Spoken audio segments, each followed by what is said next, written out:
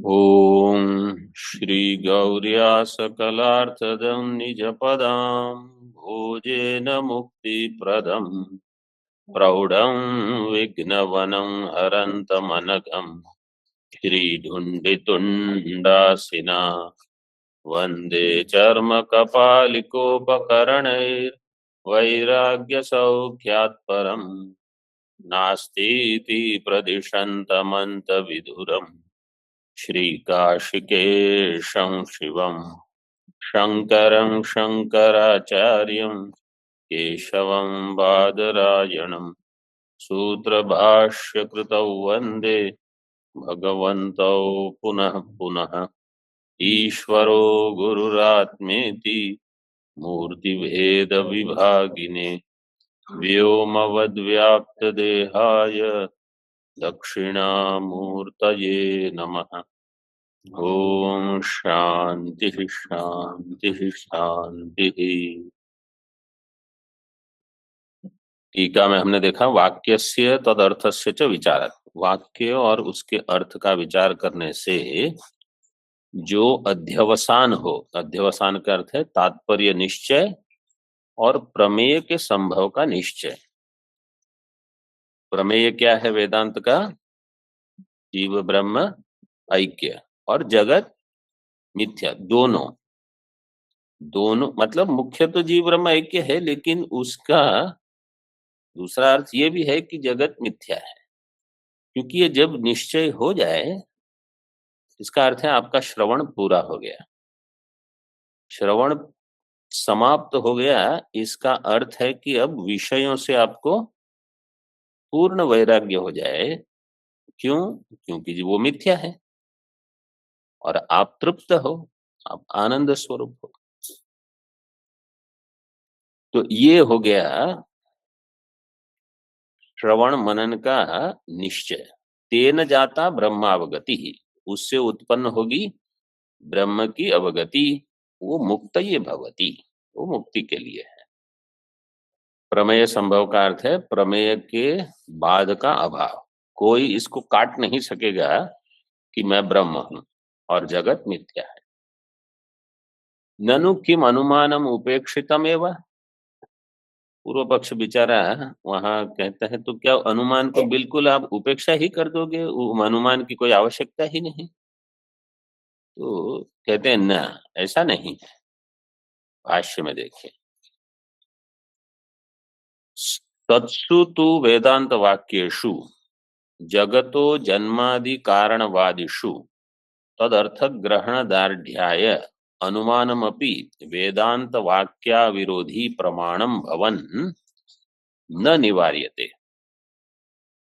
सत्सु ही वेदांत वाक्येषु, वेदांत वाक्य के सत्सु होने पर जगतो जन्मादि कारणवादिषु, जो जगत के जन्म का कारण ब्रह्म को कहते हैं वेदांत वाक्य, इनके अर्थ का ग्रहण दृढ़ करने के लिए तद अर्थ ग्रहण दार्ढ्याय अनुमानमपि सहायम भवति, ऐसे समझ लो आप। कैसा अनुमान? वेदांत वाक्या विरोधी, वेदांत वाक्य का अविरोधी जो अनुमान होगा वो भी प्रमाण हो जाएगा। प्रमाणम भवन न निवार्यते, उसका निवारण हम नहीं करते, मतलब उसको हम स्वीकार कर लेते हैं। इतने अंश में अनुमान बहुत सहायक है। इस अंश में कि जो श्रुति से अर्थ ग्रहण होता है, यहाँ केवल एक दृष्टांत दिया, जन्मादि कारण। जन्मादि कारणवादी मतलब हम सब जो वेदांत वाक्य को प्रमाण मानते हैं, उसके वेदांत वाक्य से जो अर्थ ग्रहण हो। जन्मादि कारणम वदति अथवा वदितुम शीलम अस्य तानि वाक्यानि जन्मादि कारण वादिनी तेषु जन्मादि कारण वादिषु। जन्मादि कारण वादी यहाँ कौन है? वेदांत वाक्य। वेदांत वाक्यानि जन्मादि कारण वादिनी, ऐसे।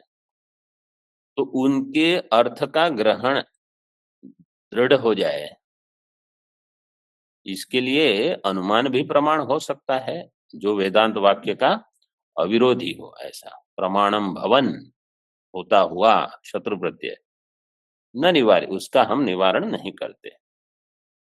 और दृष्टांत भी दे देते हैं, देखिए टीका में। विमतम, वहां दो मकार है शायद,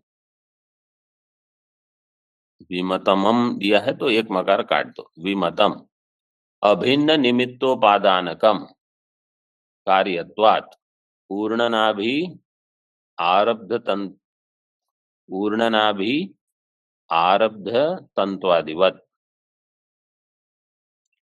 देखो साध्य क्या है इसमें, अभिन्न अभिन्न निमित्तोपादानकम, उपादानकत्वम, ये होगा साध्य। तो अब पक्ष सोच लो, विमतम से क्या होगा पक्ष, जन्मादि कारणम, जगत है, जगत, केवल जगत। जगत अभिन्न निमित्त उपादानक है। अच्छा, अभिन्न निमित्त उपादानक समास का विग्रह कैसे करोगे? निमित्तञ्च उपादानञ्च निमित्तोपादानो अभिन्नं निमित्तोपादानो यस्य सः अभिन्न निमित्तोपादानकः तम अभिन्न निमित्तोपादानकम्। केवल आरंभ में एक गलती हो गई, निमित्तंच उपादानंच इति निमित्तोपादाने, उपादानौ ने, निमित्तोपादाने, अभिन्नम और अभिन्ने निमित्तोपादाने यस्य तत् जगत अभिन्न निमित्तोपादानकम, अथवा जो भी कार्य, यत किंचित कार्यम, क्योंकि जगत में तो अभी घटाना है उसको। हाँ, कल आपका जो प्रश्न था वो सर्वज्ञ कि एक से अधिक सर्वज्ञ, ये था ना, मैंने इस पर विचार किया था, अभी फिर से स्मरण होगा तो आपको, लेकिन कुछ समाधान था उसका। हाँ, सर्वज्ञ नहीं, मतलब समझो आप, ये मान के चलते हो, हाँ, एक ही सर्वज्ञ क्यों हो, हाँ, हम मान के चलते हैं कि एक ही सर्वज्ञ है, क्योंकि और कोई नहीं है, इसलिए दृष्टांत नहीं मिलेगा, दृष्टांत नहीं मिलेगा इसलिए हम व्यतिरेक व्याप्ति करते हैं। तो वहां लाघव करके एक लेंगे कि एक से अधिक मानने में गौरव होता है। जैसे सृष्टि कितने, सृष्टि बनाने वाले कितने होंगे, तो जैसे मकान बनाने में कितने लोग लगते हैं, एक बनाने में 100 लोग, पता नहीं, 300-400 लोग, कोई कुछ करेगा, कोई कुछ, अनेक हैं।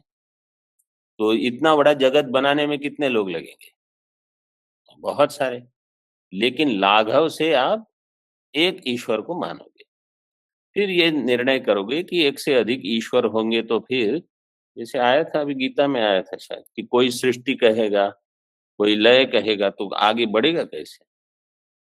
तो इसलिए लाघव से एक, तो इसी प्रकार यहाँ सर्वज्ञत्व में अनेक सर्वज्ञ हो सकते हैं अगर आप चिंतन करो, लेकिन अनेक सर्वज्ञ अगर होंगे तो फिर सभी ईश्वर बन जाएंगे। तो इसलिए लाघव से एक, ऐसे एक विचार हो सकता। तो ये लाघव गौरव का न्याय में बहुत उपयोग होता है कि लाघवात करके वो स्वीकार करेंगे और जहां गौरव है उसको छोड़ देंगे। अनुमान के समय इसका उपयोग हो सकता है।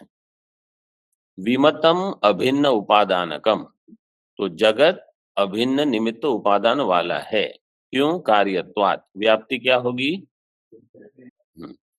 जो जो कार्य होगा वो अभिन्न निमित्त उपादान वाला होगा। अब ये व्याप्ति सभी में नहीं घटेगी, क्योंकि घट में नहीं घटेगी। घट में तो अभिन्न निमित्त उपादान तत्व तो नहीं है, घट कार्य है। तो इसलिए यहाँ केवल विशेष अनुमान, इसलिए विशेष दृष्टांत भी ऐसे ही दिया है। ऊर्णना भी आरब्ध तंतु, तो ऊर्णना भी आरब्ध जो तंतु है उसका निमित्त और उपादान दोनों मकड़ी है, पूर्ण नाभि है। यहाँ अगर आपको चिन्ह करके कुछ बताना है तो बता दीजिए कि ये कार्यत्वाद जो हेतु है उस सभी में अभिन्न निमित्त उपादानक की सिद्धि नहीं। वहां तो कोई कहेगा कि ये व्यभिचार है, ये व्याप्ति में हेतु है, साध्य नहीं है घट में। तो इसलिए वहां केवल विशेष के लिए ही ये घटेगा अनुमान, सभी में नहीं घटेगा। हाँ, विशेषण, और ऐसा विशेषण जो व्यर्थ विशेषण न हो, नहीं तो फिर वो हेतु ठीक नहीं कहा जाएगा। और एक दे रहे हैं आगे, विमतम चेतन प्रकृतिकम। तो ये पूर्व अनुमान तो सिद्ध हो गया कि जगत कार्य है और अभिन्न निमित्त उपादान वाला है। आगे विमतम चेतन प्रकृतिकम, विमतम का अर्थ यहाँ भी जगत, जगत कैसा है? चेतन। हाँ, चेतन प्रकृतिकम का समास विग्रह क्या होगा? चेतना प्रकृतिर, हाँ, प्रकृतिर यस्य तत् चेतन प्रकृतिकम। प्रकृति स्त्रीलिंग है इसलिए चेतना बताना पड़ेगा। कार्यत्वात् सुखादिवत, यहां भी कार्यत्व, तो कार्यत्व तो अनेक चीज में है, लेकिन सब चेतन प्रकृति का हो। प्रकृति शब्द का अर्थ क्या लोगे?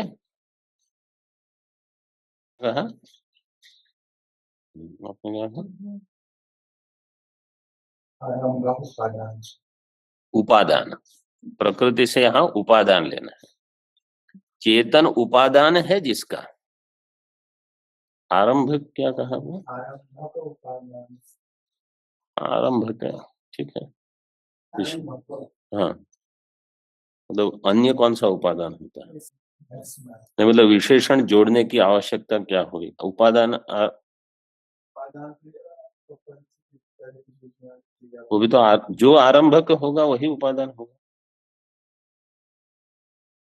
उपादान शब्द मात्र से मतलब अर्थ स्पष्ट हो जाएगा। आरंभकम तत् उपादानम, ऐसे कर्मधारय कर सकते हो तो हो जाएगा। चेतन प्रकृतिकम कार्यत्वात् सुखादिवत, सुखादिवत दृष्टांत दिया है। ये कौन सा, क्या दृष्टांत? ये पहले आया था सूत्र के आरंभ में आया था स्वामी जी। सुखादि, तो सुखादि में कौन सा सुख, किसका सुख यहाँ दृष्टांत में क्या ले रहे हैं? नैयायियों का, जिसमें आत्मा निमित्त और उपादान है सुख के लिए। तो सुख आत्मा में रहता है न्याय के दर्शन में, न्याय दर्शन, उनके मत को लेकर यह दृष्टांत दिया है कि वो कार्य है और उसमें आत्मा उसका उपादान होगा, क्योंकि समवायी कारण सुख का वो क्या मानते हैं? आत्मा। हाँ, वो स्वप्न मुझे लगता है और सटीक है, क्योंकि इसमें भी एक समस्या हो सकती है। मतलब मैं केवल विचार अभिव्यक्त कर रहा हूँ। न्याय वाले आत्मा को तो चेतन नहीं मानते, जड़ मानते हैं, हाँ, ज्ञान का अधिकरण मानते हैं। चेतन प्रकृति कम दिया है, मतलब चैतन्य नहीं मानते, चेतन वाला, ऐसे ज्ञान का अधिकरण इस प्रकार से घटाना पड़ेगा। जिनको समझ में आ रहा है मैं क्या कह रहा हूं वो समझ लो, और जिनको नहीं समझ में आ रहा है निश्चिंत रहो। चेतन प्रकृति, आत्मा, न्याय मत में आत्मा को ज्ञान स्वरूप नहीं माना जैसे वेदांत मानता है, लेकिन वो क्या कहते हैं? ज्ञान का अधिकरण है। अधिकरण है इसका अर्थ क्या है? कि ज्ञान आत्मा में रहेगा गुण बन के। हाँ, तो केवल इतने अर्थ में ही ये घटाना है कि उस हद तक चेतन, जैसे चेतन वाला हो गया, जैसे धन किसी के पास है तो वो हो गया धन वाला, ऐसे आत्मा इनके मत में हो जाएगा चेतन वाला अथवा ज्ञान वाला, ज्ञानवान, चेतन प्रकृतिकम कार्यत्वात् सुखादिवत इति अनुमानम श्रुत्यर्थ दार्ढ्याय अपेक्षितम इत्यर्थः। ये अनुमान श्रुति के अर्थ को दृढ़ करने के लिए बता सकते हैं। दार्ढ्यम का अर्थ देखिए, संशय विपर्यास निवृत्ति ही, जिसमें संशय और विपर्य न रहे उस ज्ञान को कहा जाएगा दृढ़ ज्ञान। और संशय रहे अथवा विपरीत भावना आती रहे तो ज्ञान दृढ़ नहीं हुआ। अध्ययन से एक ऐसा निश्चय हो जाए कि जगत मिथ्या ही है, और यह निश्चय बिल्कुल बना रहे किसी भी परिस्थिति में, उस ज्ञान को कहा जाएगा दृढ़ ज्ञान। मतलब उसका साक्षात्कार वहां हो गया, उस व्यक्ति को, उस महात्मा को, जो भी है, उस साधक को साक्षात्कार हो गया। परिस्थिति विशेष में विपरीत भावना आपको मैं देह हूं ये बुद्धि न बना दे। मतलब हम इतने सजग हों कि ये बुद्धि बनी और हम देख रहे हैं कि अच्छा अब ये हो रहा है। जैसे दृष्टांत देता हूं, समझो कोई महात्मा है या कोई भी अच्छे साधक है, आयु समझो होती रहती है, फिर उनको कहीं किसने कह दिया कि महाराज जी अभी आपको तो कुछ कैंसर हो रहा है या ये हो रहा है वो है, तो ये जो भी रोग हो रहा है वो देह में है, और आप देह नहीं हो और देह मिथ्या है, ये बुद्धि दृढ़ हो चुकी है। अब इस देह के बारे में कोई भी कुछ अच्छा बुरा जो भी होना हो, मैं देह हूं ये बुद्धि फिर से बने ही नहीं। ये है दृढ़ता। जो करना आवश्यक हो अगर कर भी लेते हैं तो भी ठीक है, और अगर नहीं करना है तो बहुत अच्छा है। कर करके क्या 2-4 साल और बढ़ा लोगे, और क्या होगा। तो विपर्य न हो, और अगर ऐसी वृत्ति उठ रही हो कि अच्छा अच्छा देह के बारे में मैं चिंतित हो रहा हूँ, वो भी, उसका भी उसी समय प्रकाशन हो रहा है कि अच्छा फिर ये इतना अध्ययन किया उसका क्या लाभ हुआ। तो उसी समय उसको उसकी निवृत्ति हो जाए कि ये वृत्ति अनावश्यक है। अब इतने हद तक अध्ययन हो जाए, केवल अध्ययन नहीं, दूसरी जो छोटी छोटी चीजें हैं जीवन में, उनका हम जितना ध्यान देते रहेंगे उतना ये संशय की तो निवृत्ति हो जाएगी, प्रश्न नहीं रहेंगे। बहुत लोगों को तो आरंभ से ही प्रश्न नहीं होते कि इसमें क्या इतने प्रश्न है। मुख्य तो विपरीत भावना जो है, विपर्यास, उसकी निवृत्ति हो जाए। तभी ये ना लगे कि मैं देह हूं, मुख्य तो यही वृत्ति काटनी है। और ये कि इतनी पढ़ाई कर ली, इतना श्रवण हो गया, मनन हो गया, अब मोक्ष मिलेगा कि नहीं, ये और एक विपरीत भावना। मोक्ष मिलेगा कि नहीं मतलब किसके बारे में, ब्रह्म को मोक्ष मिलेगा कि नहीं, ये प्रश्न है। तो ये प्रश्न हुआ मतलब अभी अभी दृढ़ नहीं हुआ ज्ञान। मोक्ष किसको मिलेगा? नहीं, अभी तो मैं जीव हूं, पता नहीं क्या होगा आगे। तो जो अभी तक हुआ है वही आगे होगा, बिल्कुल चिंता मत करो।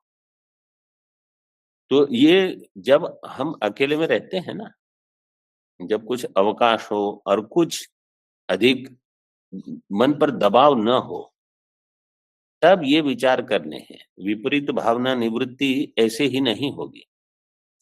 मन बिल्कुल और कोई विषय में चिंतित नहीं है, भोजन पानी हो चुका है।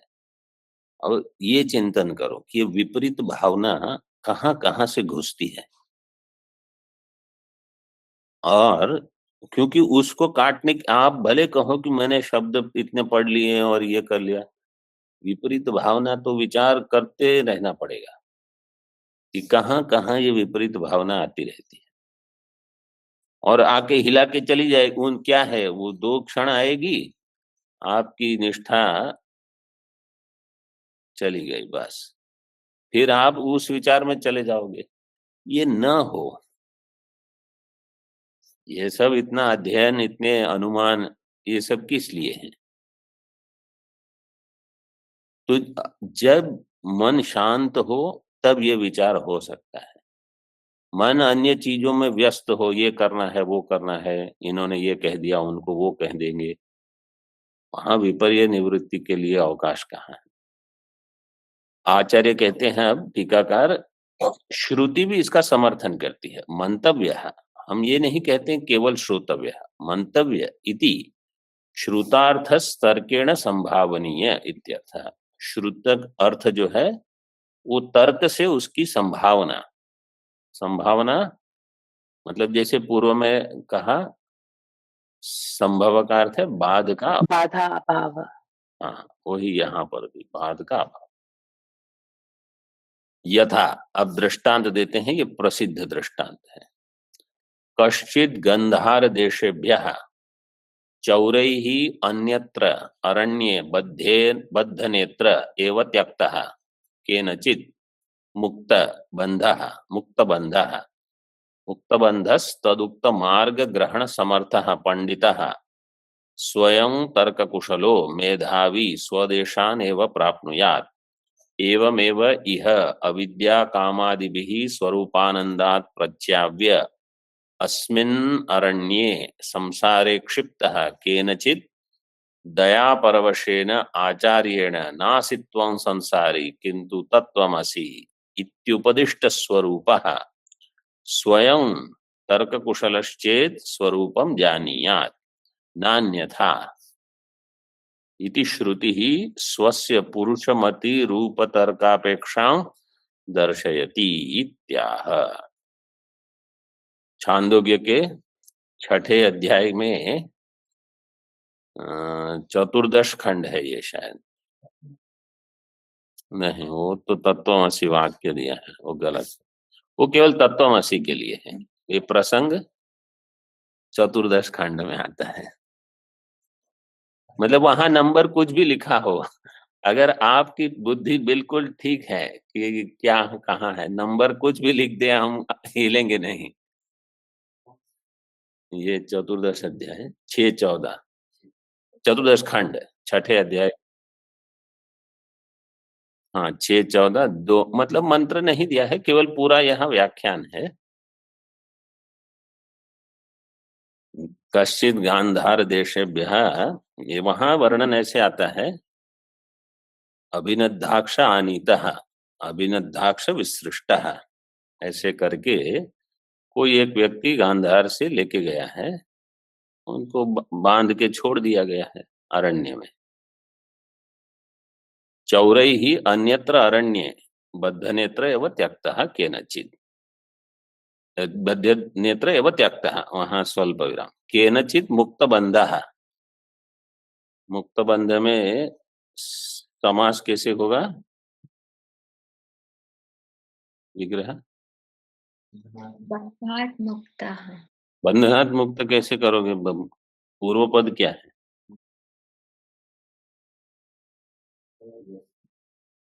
हाँ आपने बताया, हाँ, उत्तर, आप विग्रह बताइए।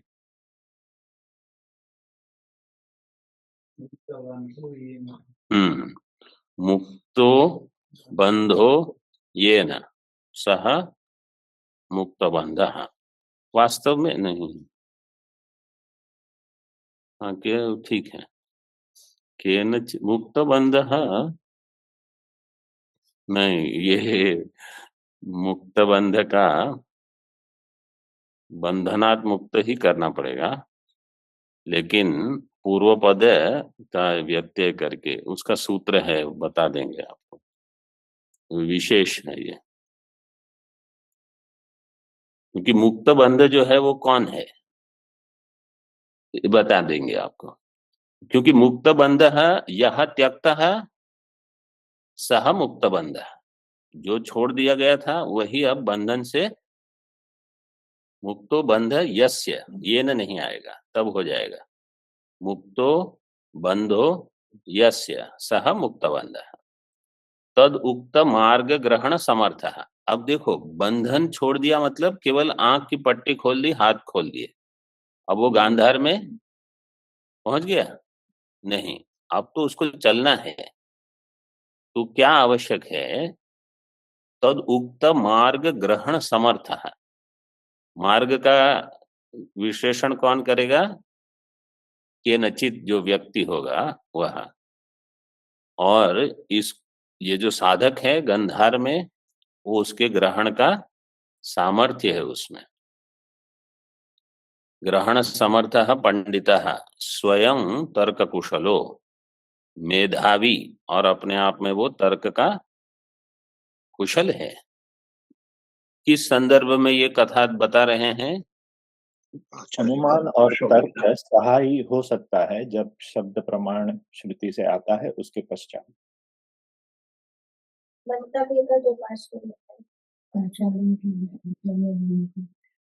यहाँ ये बता रहे हैं कि श्रुति मनन की विरोधी नहीं है, क्योंकि पूर्व पक्ष ने कहा तो मनन की, तर्क की उपेक्षा हो जाएगी। तो ऐसा नहीं है।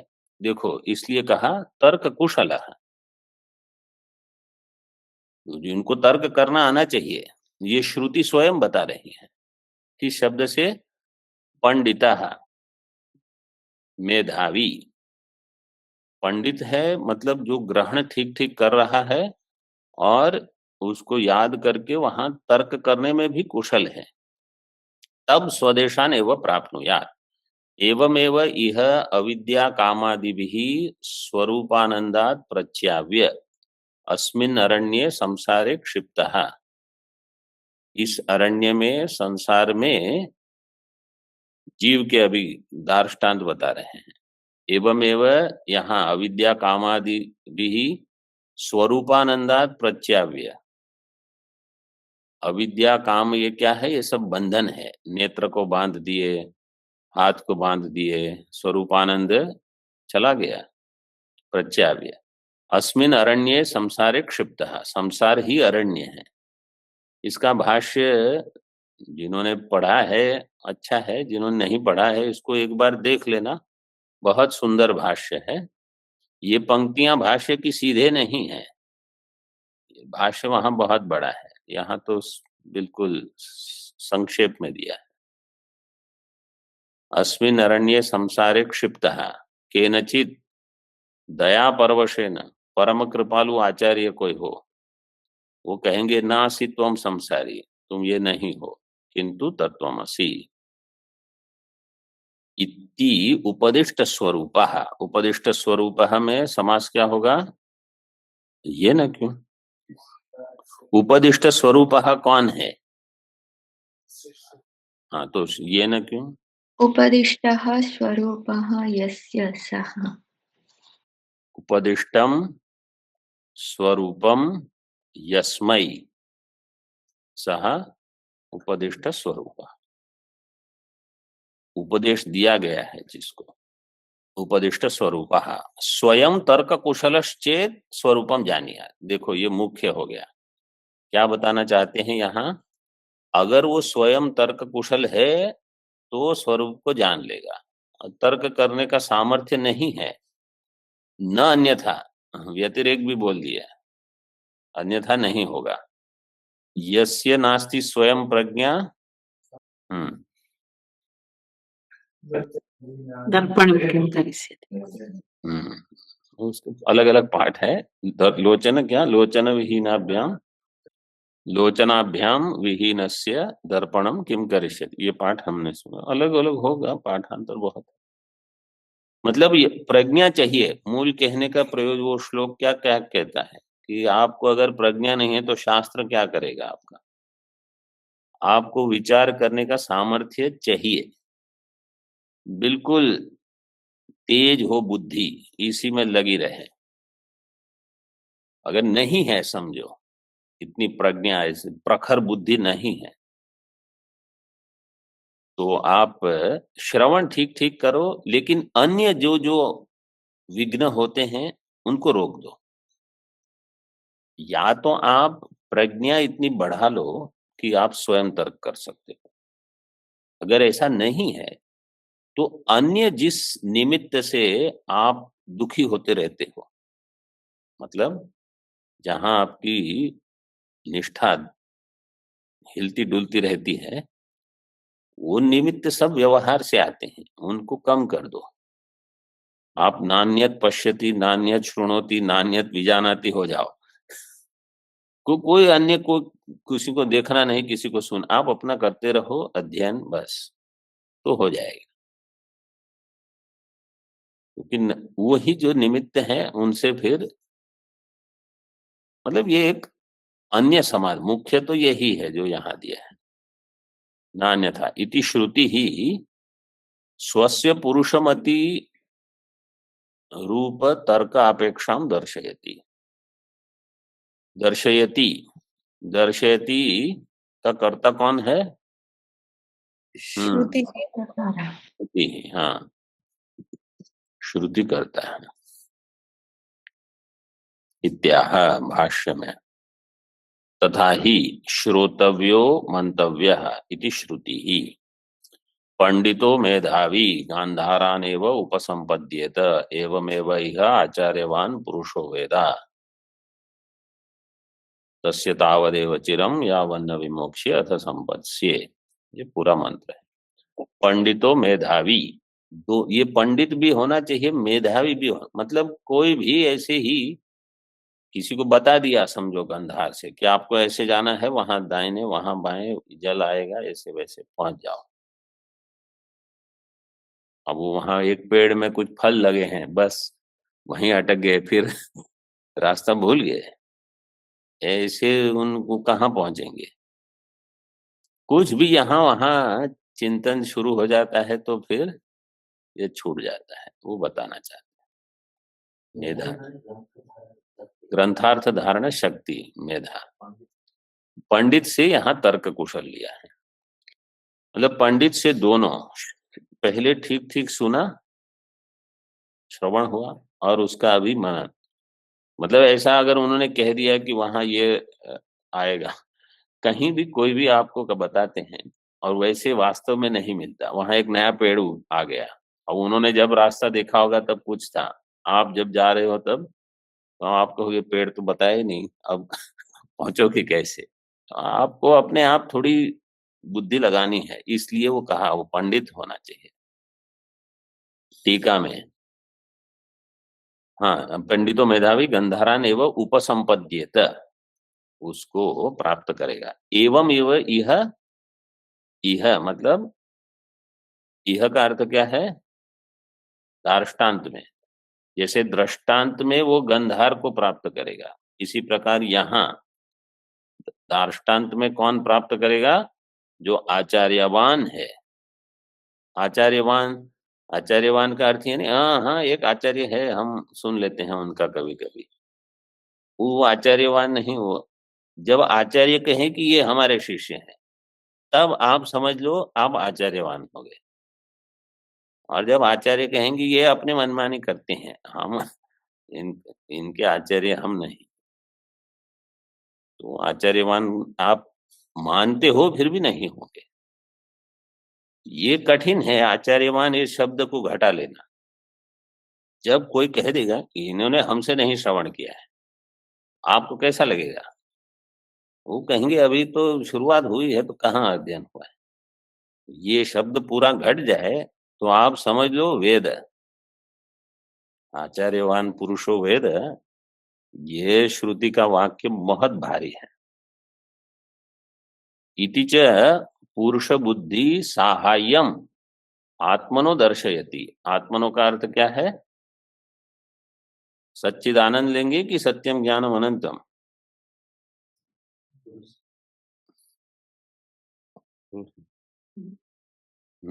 क्या लेंगे? हाँ, दर्शयति का कर्ता कौन है? मैंने क्या पूछा था अभी? श्रुति।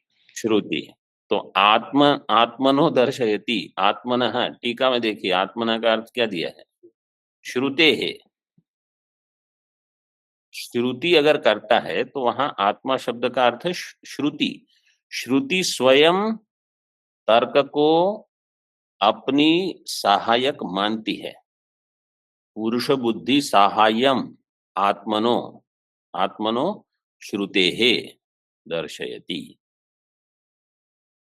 यह श्रुति जो है छांदोग्य 6:14-2, यह श्रुति अपने आप को तर्क अपने आप के लिए तर्क को सहायक मानती है। पुरुष बुद्धि साहाय्यम आत्मनो दर्शयति। तर्कम, तर्क पुरुष बुद्धि का सहायक है श्रुति के लिए, मतलब श्रुति को तर्क की सहायता प्राप्त है। श्रुति स्वीकार करती है कि तर्क मेरा सहायक है। तो हम ये नहीं कहते हैं कि तर्क अनावश्यक है, और ऐसा नहीं कि कोई कहीं से अंदर से वाक्य दे दिया, किसी ने सुना नहीं हो, बिल्कुल प्रसिद्ध वाक्य दे दिया, पंडितों मेधावी। आगे देखिए टीका में, अब एक विषय पूरा हो गया। ननु ब्रह्मणो मननादि अपेक्षा न युक्ता वेदार्थत्वाद धर्मवत। ब्रह्म में मननादि की अपेक्षा युक्त नहीं है। क्यों? वो वेदार्थ है। मीमांसक लोग मनन नहीं करते, वो कहते हैं श्रवण से तो हो गया ज्ञान, और क्या करना है।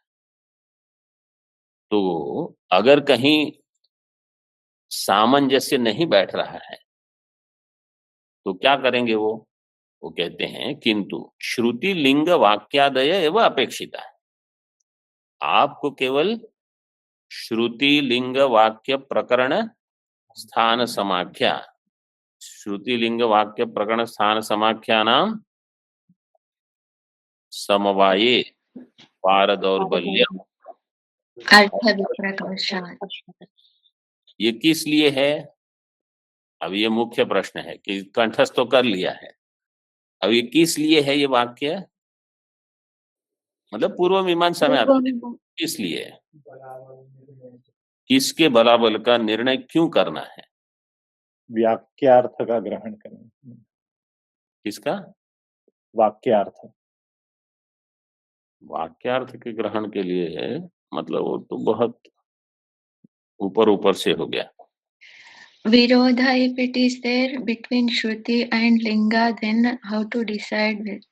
विधि वाक्य का कर्म में जब मुख्य विधि और उसका अंग, प्रधान और अंग, अंग अंगी, इनका जब संबंध, इसका ज्ञान करना है, किस कर्म के साथ कौन सा कर्म जुड़ेगा, इसके लिए ये आते हैं श्रुति लिंग वाक्य प्रकरण। तो उनके लिए यही आवश्यक है, पूर्व मीमांसक के लिए, कि इस कर्म के साथ किस कर्म को जोड़ना है। तो समझो दो तीन चीज है, तो वो कहेंगे कि श्रुति है कि लिंग है कि वाक्य है, प्रकरण है, स्थान है, समाख्या है। पहले क्या करना, पश्चात में क्या करना। जैसे श्रुति अगर कुछ बता रही है और लिंग अन्य कुछ बता रहा है, तो वहां श्रुति प्रबल होकर श्रुति निर्धारण करेगी कि इस कर्म का यह अंग होगा, इसके निर्णय में ये उपयोग होते हैं श्रुति लिंग वाक्य प्रकरण स्थान समाख्या एवं अपेक्षिता है। देखो ये व्याप्ति है, अभी इनकी क्या व्याप्ति है? ब्रह्मणों मननादि अपेक्षा न युक्ता वेदार्थत्वाद। साध्य क्या कहोगे?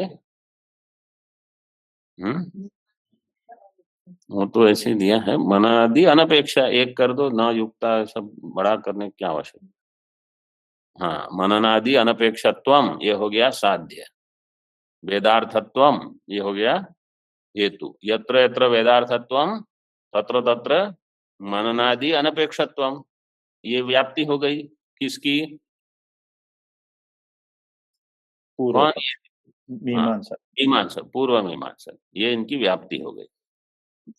वो कहाँ दिखाते हैं? वो धर्म में। तो धर्म वेदार्थ है, उनमें मनन आदि की अपेक्षा नहीं है, वो नहीं मानते कि वेदा मनन करना चाहिए। धर्म में मनन क्या, धर्म में उनका बिल्कुल स्पष्ट है। अगर श्रुति कहती है ये करना है तो आपको करना है।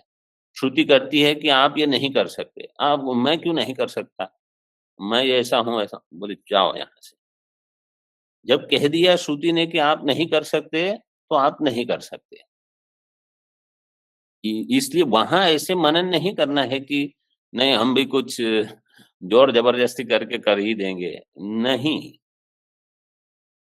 ये मीमांसक की बुद्धि ऐसी होती है, तो जिसका अधिकार है वो कर सकते, जिसका अधिकार नहीं है वो नहीं है। श्रुति निर्णय ऐसे करती है। तो वहां आप पुरुष बुद्धि को लगा के कि हम कुछ अन्य मनन चिंतन करके निर्णय करेंगे, मनन चिंतन करना है तो जैसे वहां दिया है श्रुति लिंग वाक्य प्रकरण स्थान समाख्या, अथवा जैसे अन्य पहले आया था पाठक्रम है, अर्थक्रम है, वहां आपको उतना निर्णय करना है।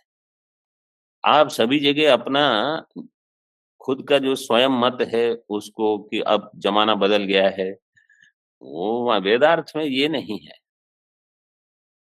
तो वहां अन्य कोई मनन की आवश्यकता नहीं है। तो ब्रह्म भी वेदार्थ है, तो ब्रह्म में भी मनन की आवश्यकता क्यों हो? ये प्रश्न बिल्कुल अच्छा प्रश्न है, क्योंकि ये मनन से क्या लाभ होता है वो स्पष्ट हो जाएगा यहाँ।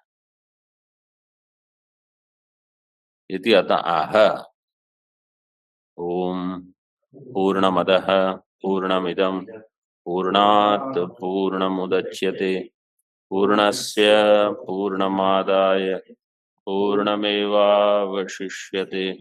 ओम शांति शांति शांति।